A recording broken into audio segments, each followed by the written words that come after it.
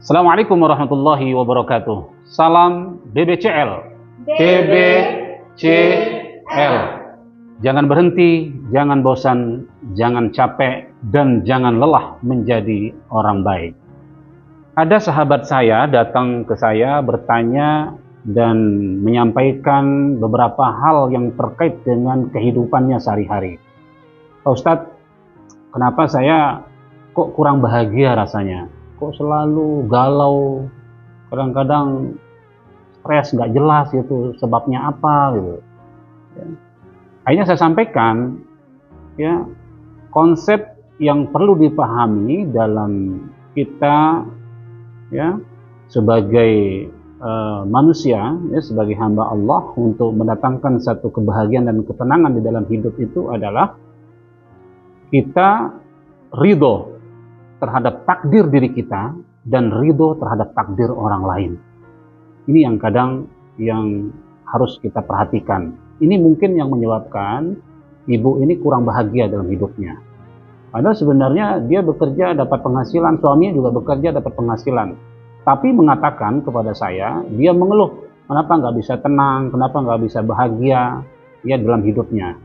Nah, akhirnya saya sampaikan yang perlu ya untuk diperhatikan adalah bagaimana mengusahakan ridho terhadap diri sendiri dan ridho terhadap diri orang lain. Artinya ridho terhadap takdir diri kita yang kita dapatkan, yang kita miliki, dan ridho senang, ikhlas terhadap takdir orang lain.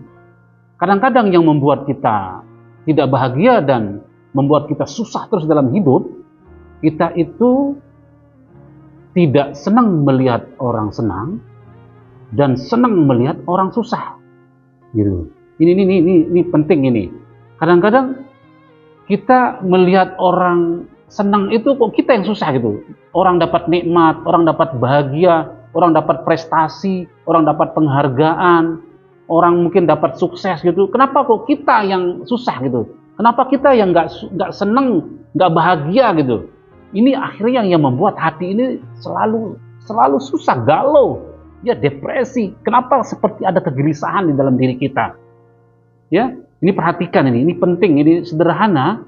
Ya, yang membuat kita nggak bahagia itu adalah tidak senang melihat orang senang dan senang melihat orang susah gitu.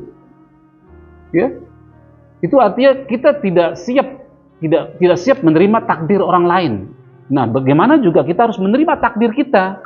Apa yang Allah berikan kepada kita, yang Allah anugerahkan kepada kita, ya, dari anak, istri, pasangan hidup kita, dari bagian yang kita miliki, maka itu kita terima takdir itu. Dengan satu konsep syukur itu. Ya, kan jelas kata Allah, kalau kamu bersyukur, saya tambah nikmatmu. Ya, ini artinya menerima takdir pada diri kita. Begitu juga kita harus ridho, ikhlas, senang dan dalam menerima takdir orang lain.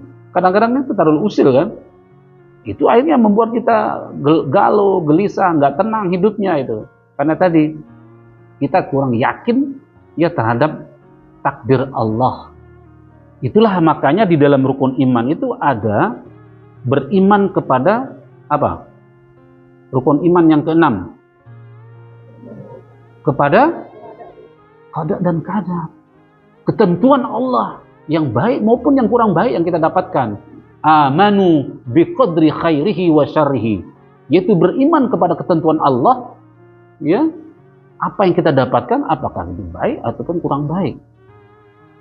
Makanya jarang disampaikan, yang sering disampaikan rukun iman itu kan ya mungkin perkara iman kepada Allah, iman kepada Nabi dan Rasul, ya, iman kepada kitab Allah. Ya, nah yang terakhir ini ya iman kepada qada, kepada ketentuan Allah, kepada takdir Allah ini kadang-kadang itu yang buat kita lemah. Makanya banyak orang stres, orang gangguan jiwa, itu masalahnya adalah kurang beriman kepada takdir Allah yang baik maupun yang tidak baik. Makanya dalam hidup itu hanya dua saja, ada syukur, ada sabar. Ya, kita bersyukur dapat ini, kita bersabar ketika dapat ujian ya atau kita mendapatkan masalah. Dan semua itu kebaikan bagi seorang mukmin. Ajaban li amril mu'min. Inilah hal yang menakjubkan bagi seorang mukmin. Ketika dia dapat nikmat dia bersyukur,